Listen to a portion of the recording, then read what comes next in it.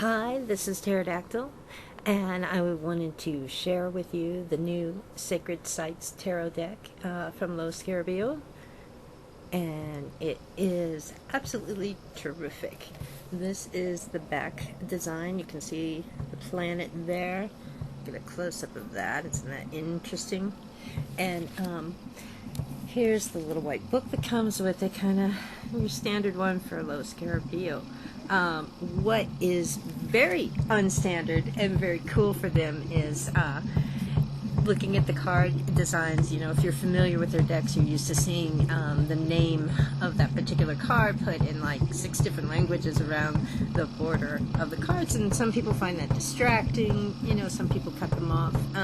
But what they've done with this deck is they have eliminated the border text, and they put the symbol that, as you can see, is a cup or chalice for the suit of cups, and they put it up there instead of putting the name or the title of the card, the symbol for the suit at the top, and at the bottom the number for the suit. So this is the 8 of Cups, and as you can see, it's quite different from your usual Rider-Waite-Smith clone in the imagery.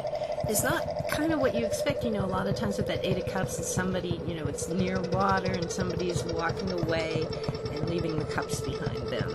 And it's talking about, you know, usually it's time to kind of move on. What I find out about this is, what I find really interesting is that the figure in the card, instead in this, the water's there, but he's in a very meditative, relaxed state there. And, you know, this is a deck, it's called the Sacred Sites Tarot, and this is a deck where, going to the little black book,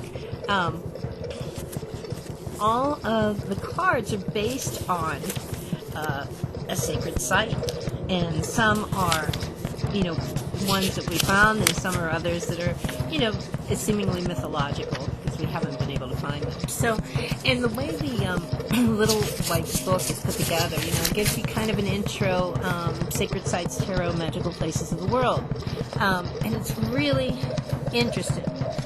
And it's saying, you know, it's not so absurd to think that these same sites, through prayer and a variety of rituals, have accumulated the energies of believers over time, intensifying their super-terrestrial power. So that makes it a very interesting thing to connect to when you're doing tarot readings, and at least I think so. And each of the cards, so let's look. We've got the 8 of Cups here. We see the man sitting there. You know, to me that looks like India, that looks like the Ganges maybe.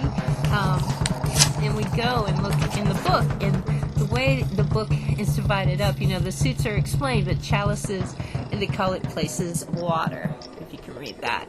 And so the 8 of Cups in this is Varanasi, also known as Benares. Every Hindu feels obliged to make a pilgrimage to Varanasi, sorry, I can't read these words very well, and perform ablutions in the waters of the Ganges, okay, at least once in his or her lifetime. So this is a very sacred place, and the posturing of the figure in the card, giving it a meditative thing, you know, it's interesting. It takes it from being what a lot of times in a lot of decks feels just kind of like a sad card when you look at it. It takes it to a different level, and I really like that. And just looking at a few of the cards here that I have laid out is it's kind of interesting, because I just pulled 3 cards. I asked the Sacred Sites Tarot, I asked them the deck, the cards, what I could expect from them as a reading deck for me. And so the first thing that comes up is this 8 of Cups. And, you know, the first thing that I thought is like, okay, I'm moving on in a spiritual way. That's how I feel that.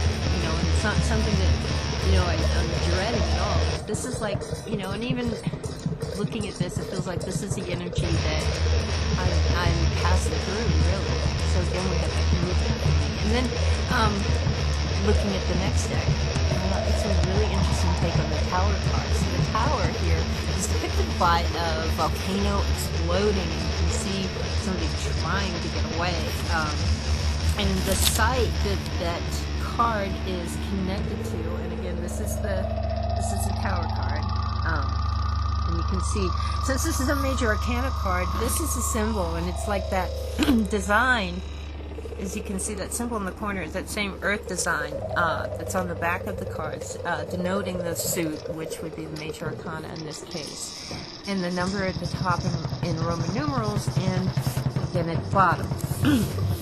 And so,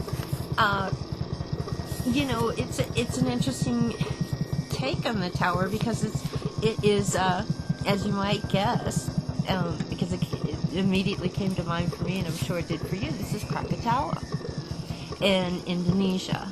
Its eruption on August 27, 1883 was equivalent to a power of 300 megatons, giving rise to the loudest noise ever heard on the planet and a tsunami 40 meters high.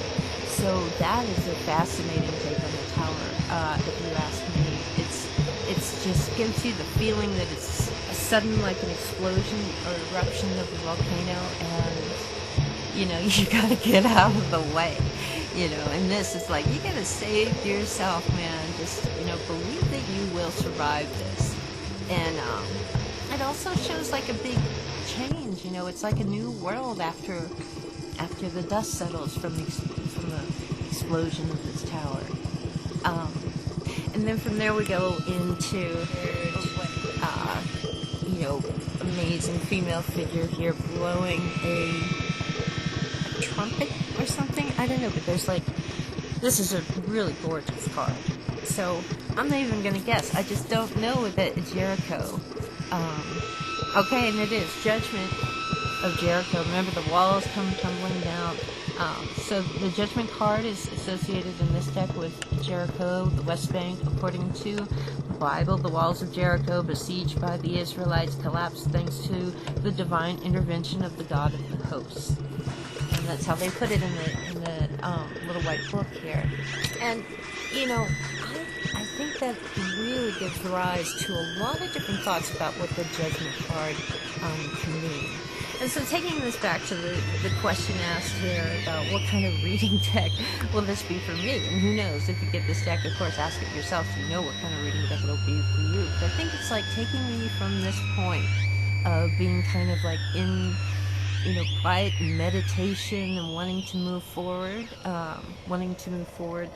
in all levels, I guess, really, just evolving more in awareness and humanity, compassion, all of those things. So yeah, I see that this deck can take me where I'm at with this, and it's going to shake things up a bit. It's going to challenge my ideas. It's already challenging some of my ideas about some of the cards just by doing this and taking a look at it with you. You know, it's really going to challenge that, but you know, I can make it. I can just believe that I can get to that next stage of my evolution. And what does this bring? I mean, that feels like it brings things, just eliminates the obstacle, you know, will help me eliminate some obstacles. I think as a reading deck is what I'm thinking about. And obstacles when it comes to reading, I would say probably, you know, sometimes you worry that, you know, the same card may say the same thing a couple of times in a row, and you start to think, like, is that me? Is that just my association with it? Or, you know, is what I'm hearing in my head coming from the ego, or is it coming from the higher consciousness? You know what I mean? So I'm really excited to work with this deck. For those who care about such things, it does come with two essentially title cards here. And, you know, it's interesting. One of them actually is just an advertising the new decks from Los Scarabeo. I guess they're not new. They've been out for a while. The Wheel of the Year Tarot, Universal Transparent Tarot, Quantum Tarot, version 2.0. Sounds interesting. And then on the back, card from the Tarot of the Mystic Spiral. So it's kind of nice. You can kind of see actually what some of these decks would be, what it sort of looks like, what the art looks like. And then here's just the title card, and there you have have it in all those different languages. They were able to be polyglots despite not putting it on every single card. Gotta love it. Alright, so anyways, that is it for, well, I guess actually, why don't we take a look at just a few of these cards here. I don't want to show you all. But this is interesting. This is easily, you can tell this is the Taj Mahal. Taj Mahal representing the Five of Cups. I did that. I mean, I think that makes sense to me. That feels right. I'm just looking for ones that I can understand or recognize the places off the deck, because I have a lot to learn with this deck. And here we have the Knight of Wands. And see, the Wands is depicted by, you know, a branch. So we got the wood, and there we are at the Great Pyramid of Giza.